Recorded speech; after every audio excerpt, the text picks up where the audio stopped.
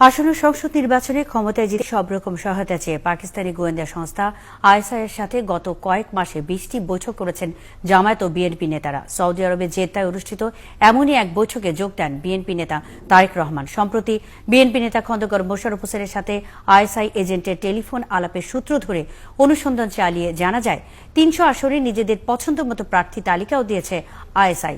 ফারজানের উপর অনুসন্ধানী প্রতিবেদন। Assalamualaikum brother, how are you? You remember we met last time in Islamabad. BNP নেতা খন্দকার মোশাররফ হোসেনের সাথে যার কথা শোনা যাচ্ছে তার নাম শহীদ মেহমুদ।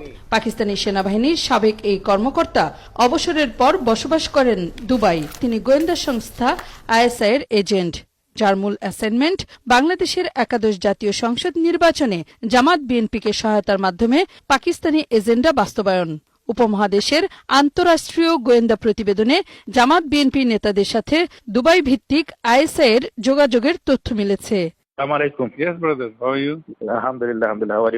গোয়েন্দা প্রতিবেদন অনুযায়ী সিলেট জকিগঞ্জ বিএনপি নেতা দুবাই বিএনপির সভাপতি জাহিদ হাসান আইএসআই এর সাথে জামাত বিএনপির যোগাযোগের মাধ্যম। জামাতের শফিকুর রহমান থেকে শুরু করে তারেক রহমান পর্যন্ত আগে পরের টেলিফোন আলাপের রেকর্ড থেকে এইসব তথ্য মিলেছে। ৭১-এর হাতে আসা ৩.৫ ঘণ্টার রেকর্ডে শতাধিক কলের তথ্য পাওয়া যায়, যার বেশিরভাগ অত্যন্ত সতর্কতার সাথে সাক্ষাৎ আলাপের জায়গা ঠিক করার কথা। বড় ভাই, আমাদের বন্ধু, নাম্বার 1, বস, এইসব কোড ব্যবহার হয়েছে নামের বদলে। জুন ও জুলাই মাসের টেলিফোন রেকর্ড ঘেটে দেখা যায় ৪ জুলাই জাহিদ হাসানের বস আর শহীদ মেহমুদের নাম্বার 1 বন্ধুর সাথে একটি বৈঠক চূড়ান্ত হচ্ছিল সৌদিতে। ৪ জুলাই বিকাল ৪টায় সেই বৈঠকের ফলো আপ কল মিলেছে ৭ জুলাইয়ের টেলিফোন আলাপে। The boss that first week of July, next day will be between our number one and between boss and our number one. November মাসের যোগাযোগ বলছে ঘন ঘন বৈঠক হচ্ছে। এমনকি ৩০০ প্রার্থীর একটি তালিকাও এ সময় জাহিদ হাসানের মাধ্যমে লন্ডনের বসের কাছে সরবরাহ করা হয়। জাহিদ হাসান ফলো আপ কলে জানান সেই তালিকার ২-১ জন মারা গেছে, কাউকে কাউকে তার বস চিনেন না। Already I sent. I sent because the already finalized. I saw the it's finalized. No, but you must tell him that this is very important because they are winnable people. They are definitely winnable people.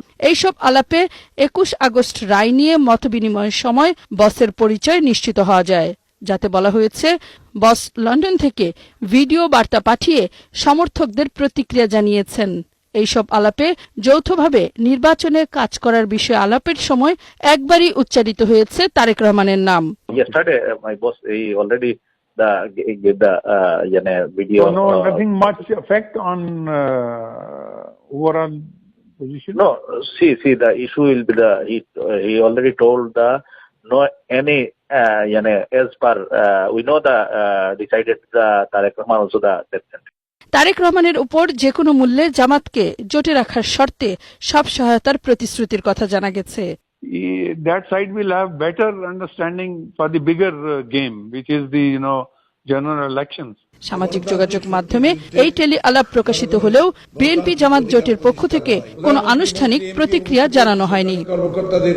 Farzana Rupa, ৭১, Dhaka.